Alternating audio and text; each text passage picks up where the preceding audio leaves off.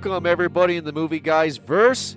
This is Jordan here, part of Movie Guys Podcast. We wanted to say thank you so much for downloading this most recent episode. If you don't know what Movie Guys Podcast is, we are a new movie review show that is updated weekly. You can check us out at movieguyspodcast.com and also movieguyspodcast.podbean.com. Sit back and enjoy the show.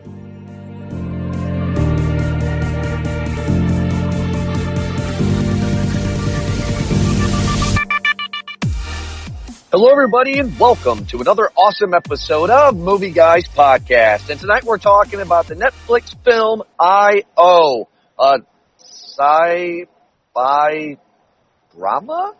I don't know. Eric, how you doing tonight, buddy? You know what? Like, we were riffing a little bit before about I.O.s and hi-hos and hi-hos and Euros. There you go. That was, I guess, more fun than I've had than watching this movie. Ed, what do you think? Sounds like your life's kind of boring, actually. not as boring as this goddamn movie.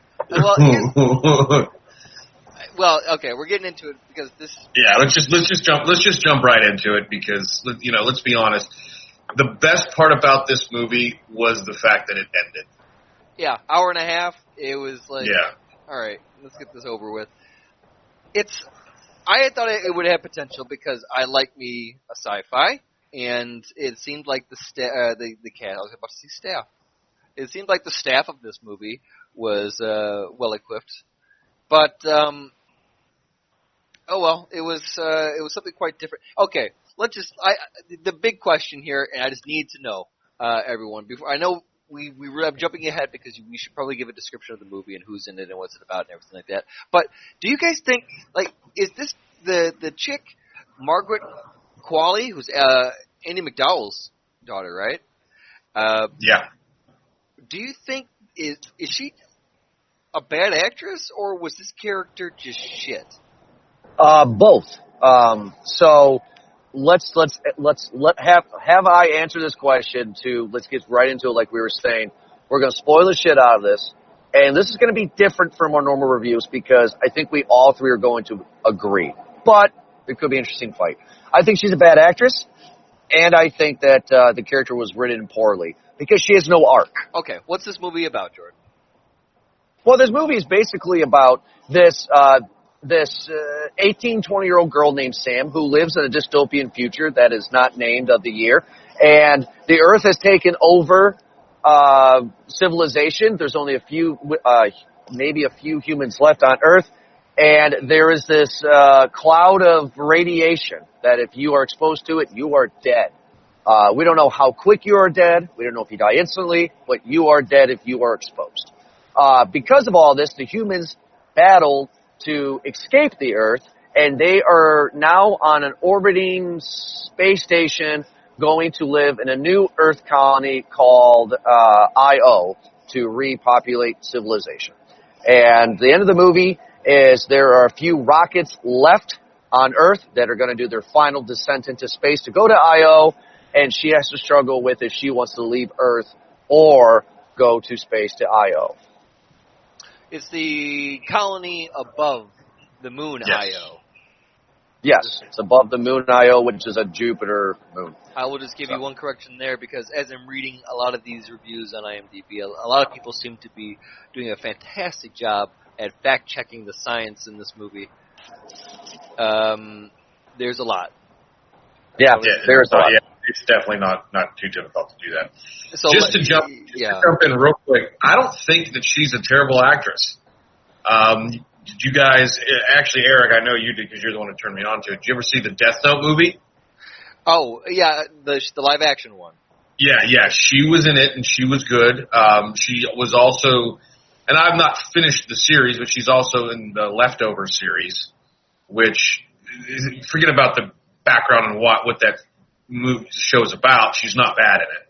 So I don't want to say that I take exception with the fact that I don't think she's a bad actress. I think that Jordan's right in the sense that this character had no arc. And it's hard to do a movie by yourself. Like, acting, for the most part, is playing off the people around you and playing off what's going on. The only person to ever really do very well by themselves was Tom Hanks in Castaway. The Sam best Rockwell? but he was playing off of the robot. True. Yes. Okay, so and I was going to even use like the best description that I had read about this movie was that it was a deconstruction of The Martian. Okay. Same thing is Matt Damon played off the conversations he was having with the people back on Earth. So, but they do address conflict in this movie, and right. I guess there's a little bit of that with what's going on and what her goal is and why she's there. Because when you have a planet that is now deemed toxic and it's just killing everybody, they can't support life anymore, and everyone just says, all right, fuck it, let's just leave, and everyone takes a rocket ship to the Io, I guess, and she stays behind because apparently her father has led kind of almost a cult belief in that, no, we're meant to be here, we are meant to keep this, and then they kind of allude to like a bee keeping the hive and stuff like that. And they're saying that there's a way to live on this planet, even in its current state. Right. She was born in the Earth that is right now. Yeah. So the way it is like she doesn't know, and she's got a long distance relationship with a dude who's on that space station. But have they ever really met? No, I think that was a guy that her dad was talking to. No, she said love from here to Io and be all the stars or whatever. No, of course, you let me finish. I'm saying that the reason why I'm saying that is because I think her dad had a conversation with this guy, and then once her dad, spoiler alert, passed away, he was the only person that she could talk to, and she just built this online romance, dare I say. Sure. Well, it was pretty obvious that he was going to die, that he was dead, kind of from... It was obvious right off the bat, right? Yeah, exactly. But then, in order to further the plot, we have a mysterious stranger, Micah, played by Anthony Mackie, showing up in... The Falcon! The goddamn Wizard of Oz balloon. Just is able to just expertly just boop, just land right there, and then gets out just looking...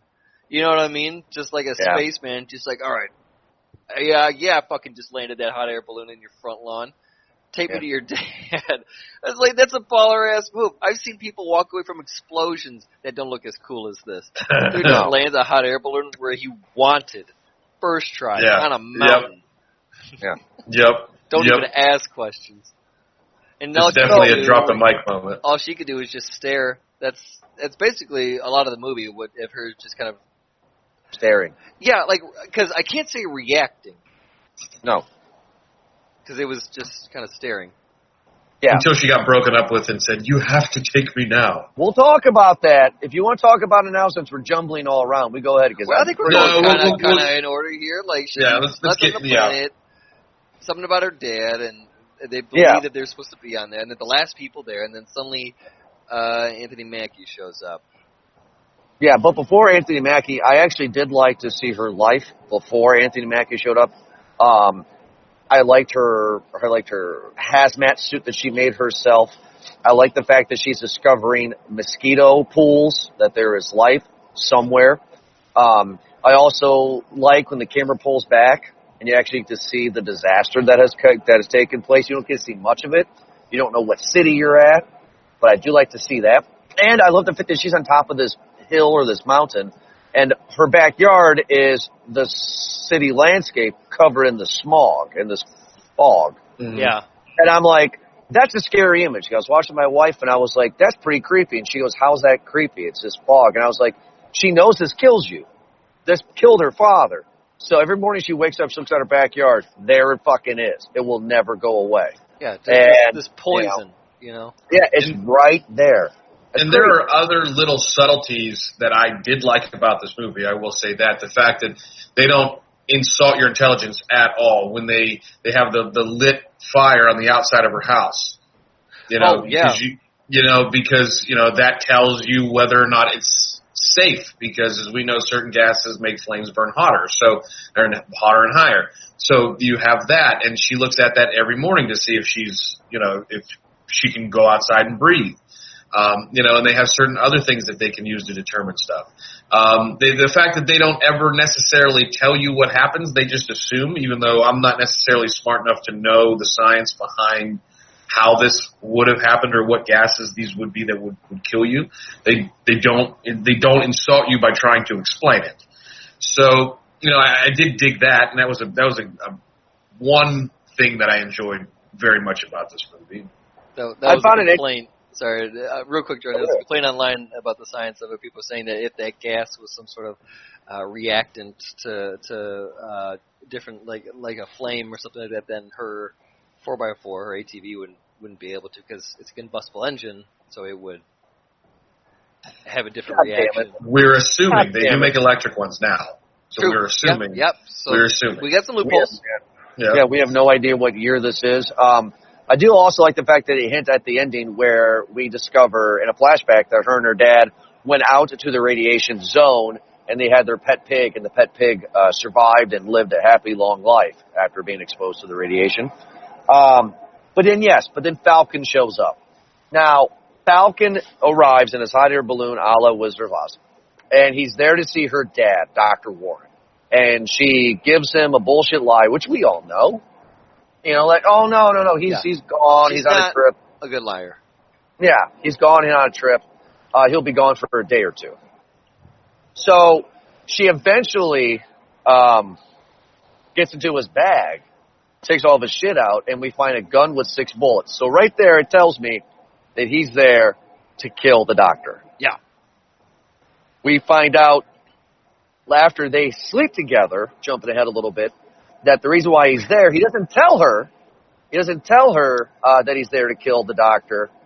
He just admits that he had a wife, she was exposed to the radiation, and she eventually died, and he had to starve her. He had to ration out his own food. Because they believed his word as gospel. Yeah. That's why he said to her, Ed, and to Eric too, that's why he said to her when she said, hey, my online boyfriend broke up with me, we need to sleep together. He's like, no, I can't, because I'm here to murder your dad. Yeah, true. Right? Yeah. Well, he got better revenge by sleeping with the daughter. Yeah, isn't that always the best revenge, really? And knocking her up too. Well, they give us a spoiler there. And now here's the thing: is that because what we got to see was really it was either well acted because of how awkward it was, or it was just the most awkward sex scene I think ever. Because you basically had Sam forcing herself onto Micah there. Yeah, and it was just like it was tense. It was awkward, but I mean, obviously they acted it well. If I was cringing, where it's just like, oh, that's just really dirty. Oh God! And then he's she like, did. No, she raped I can't. And then she's like, no, we have to. Remember that? She's like, no, I'm not giving you the choice. We have to do this. Now, at first, I was just like, do you really? Like, I would. Like, this is really weird. But given the ending, I guess I understand why they had to. I don't know if you could hear my air quotes there, but yeah. Well, I mean, they had to. That's what she said, because that's why I say that this character, either she's a bad actress or she's terrible in this movie. Maybe she's great in other stuff. I haven't seen her in other stuff besides The Nice Guys. I don't know, but from what I can tell, she has no arc. She's all about science. That's all she cares about. And when she says to the Falcon, hey, we have to, that's her pretty much telling him, we have to fuck so you can impregnate me so my theory can come true. Yeah. I don't know that it was about the getting knocked up, and I said that to you on the phone. But that's what it is. That's why she said it, though. Well, maybe I missed something. I mean, maybe I had to have missed something then, because I don't know that that's why she I don't know that she had to get knocked up to complete the experiment. No, maybe it was. I'll give you a theory, and I hate to cut you off there. Sorry. It's fine. That it's because those moments where her father was talking, these flashbacks, because the entire movie, when you have this part, she's tormented about this puzzle of how can we live here? How do we survive on this planet? We shouldn't have to leave. This is our home. And she's haunted by it because everything's repeated over to her head. And she's constantly reminded that she's living in a danger zone and she's running out of time. and time is shrinking exponentially, and she doesn't know really what the hell to do. She's lost, and she's pissed because that's where her father was, kind of lost. Yeah. And his father couldn't figure it out. And he believed that father kept on saying that it's human connection is the reason why we do this. And then Anthony Mackie, remember that point too, he talks about how the human soul was one, and then it was ripped apart. Mm-hmm. So a lot of mythos in this movie too, and they're learning to that too. She then figures out, I believe, that everything that in order to continue on, the human connection is the evolution of childbirth, and that's basically what she's going on. Yeah. I mean, yeah, that's exactly what I'm saying. So Just you said it better than I did. I agree with you completely. No, that's I spawned it off of that, Jordan. No, I mean, you're right. I mean, that's just what I'm saying, and that's what we're trying to convince you. That's what I think Eric and I are trying to convince you at. That's why she says that line. Now, is it spelled out to you in the movie?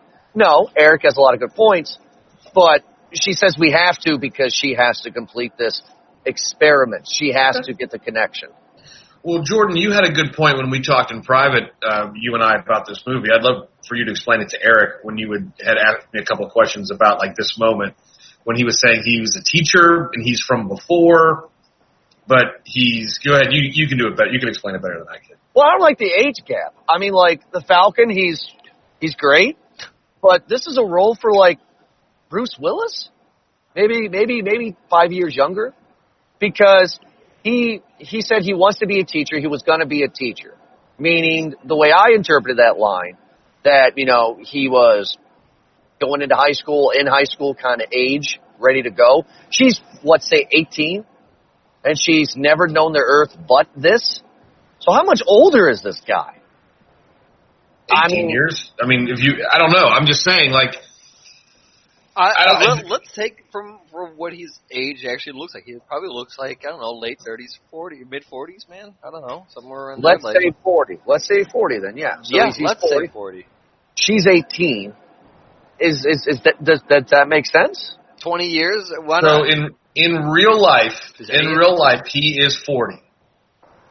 I'm going to look her up right now. We could So go. he's like 24. We shouldn't do this because I know we've done it for other movies, and I like to kind of make it our thing where just like, oh well, we can shit on a movie, and then for every one thing that we shit on, that what would we add or improve upon?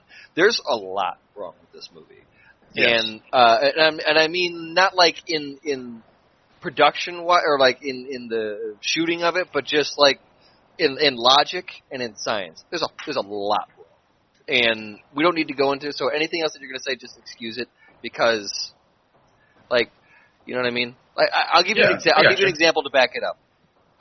This is the most popular one too, and I agree with it completely because the first thing that I said, last scientists to this day even say it too. If you had the technology to go to Jupiter's moon and colonize around in orbit, and then talk about going to a planet and inhabiting that one, a new planet, terraforming that one, then you should have the technology to do something about your fucking damaged planet. At the very least, build like a biodome, like in a mountain. Biodome. Just like, just something like a nice, you could build, like they have, golf tents that in the winter that look just as, you can do that, If it's just to keep the air out, then I feel like it's not a far, you can make an air filtering system. Well, they tell you at the beginning, and I hate the fact that I'm the one person in this position to have to feel like I'm defending this movie. Wonderful, you paid attention. Yeah, is that I feel like they had said at the beginning that they left in a hurry. Like, it became real fucking apparent that Earth was going to reclaim itself.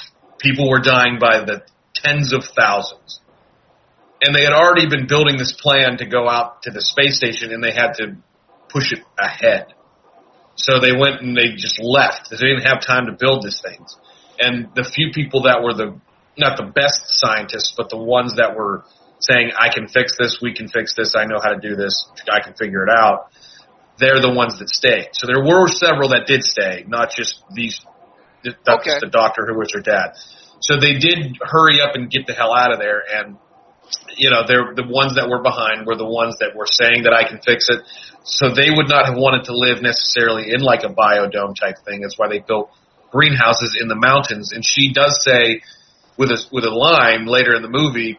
That's why we all live up here. Isn't it amazing when we all live up here in the mountains, or it's all down there and we live way up here. To actually go on both your guys' points, I will say something positive about it too, real quick, is positive and negative, but try to hear me out on this one. This is a good Netflix series because you guys have given up some really good theories I would like to see. This should be like episode 1, right? And like her and the Falcon do these little adventures together, and eventually they do find a biodome in the mountains somewhere to know more about it. Maybe the show could progress at that point. You know what I mean? Because I think I'm missing a whole world. I'm missing the world building. I'm missing all this stuff. You guys have some great points. No, that's a good one for it too. This one seemed maybe like there could have been a lot more to the story, and there may possibly could have been. And it was cut, or I mean, who knows? There's three writers attached to this movie, so yeah, I don't know what they were doing. Here's the unfortunate part that I see about this is that I think this was what you would used to expect out of a Netflix movie. We've been spoiled with movies like Bright and Bird Box. When I would first hear about Netflix original content, and I'm talking before House of Cards and whatnot, this is what I would have expected. Sort of people you've never heard from before that have never really done anything. Maybe the actors have done a couple of things that needed work and, whatnot, and this is what I would have expected. We got spoiled with Bright, which we reviewed and is in our archives. We got spoiled with Bird Box, which is in our archives. So, definitely in our archives. Definitely in the archives, Jordan. Definitely in the archives. It's most certainly there. Yeah, but I have to say that I still don't hate this movie. I really don't. I mean, I feel like sure you can shit on the science of almost any movie. The three of us love the Avengers movie, and it has a giant purple guy with stones in his hand that kills half the planet. You know what I mean? So it's just a matter of subject, I guess, is we're making this, it's a realistic style of sci-fi, and they didn't necessarily get the science right, which, again, I'm not smart enough to know, and I can see that. But, at the same time, the point of a movie is to entertain me, and I was entertained by it. There were a lot of problems that I felt that, like we've said, what we would have done. I would have made it, like Jordan said, I would have made it a series. This was episode 1. If you're planning on making it a movie, you don't have these all of a sudden jolts in character development, which, she goes from this crazy science geek and she loves science and she's most enthusiastic when she's talking about her tattoos. Sure. So it was she doesn't go into any more detail than that. That's all you know about her. And him, you have to go and pry at the storyline, which you two got and I didn't. So 2 things I want to talk about before we get into our popcorn rating, to go on to Ed's thing. I have a theory. Let's see what you guys think. Because I don't know if they explained it well in the movie. But in the movie, she lifts up her shirt, and on her stomach, there are these markings, kind of like wounds from an injection, right? Yeah. At the end of the movie, when she takes off her mask, and she doesn't die from the radiation, did she accidentally create an antidote? That is left to be said. Because what was she stabbing herself in the stomach with? Did she actually stab herself? I didn't remember seeing a scene when she poked herself in the stomach. Do you guys remember a scene like that? Yeah, she doesn't poke herself. She's got this stuff that she lifts up her shirt and just dabs on her skin, and it leaves giant wounds. Not giant wounds. It leaves like a track of wounds, and she takes a picture of it, and she tracks what it's doing to her. She's studying it. But what is it from plant life that she has taken? Didn't she, the observation when she was walking through the city that the vines had changed color, right? Yeah, changed red. Yeah. Was that what she was, the plants that was... I think that's I don't remember specifically. I just remember that specific point. Because at the end of the movie, the big spoiler is She has all these markings on her stomach. She sleeps with the Falcon. She's going to take off her mask so he can go on the ship to go to Io, the Jupiter moon.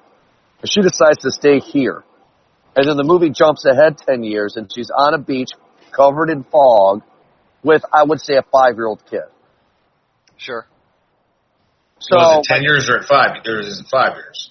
Well, tomato, tomato. I'm just trying to say, I think what the movie's trying to say is she accidentally found an antidote, and the reason why the kid survives is because, he's part of her, and she gave that to him. Sure. I mean, I get it. The human connection was the missing part of the equation. They should have said that, though. They should have came out and said if my theory was true or not, because I think that would have been an interesting ending was I accidentally found the antidote by doing it. They should have said a lot, actually. Yeah. But she just came off as very emotionless. And again, I don't know if that was just the character or, like you said, not an arc, but it's just, it is what it is, I guess. It is what it is. So let's get into our popcorn rating here for I.O. Ed, how many bags of popcorn will you give I.O.? So I'm giving it a small bag.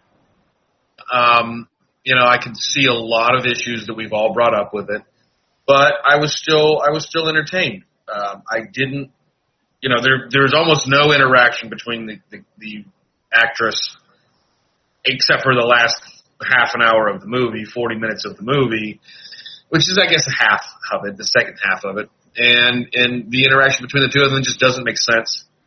But yeah, I mean, I was still just entertained with the movie. Small bag of pop. There you go.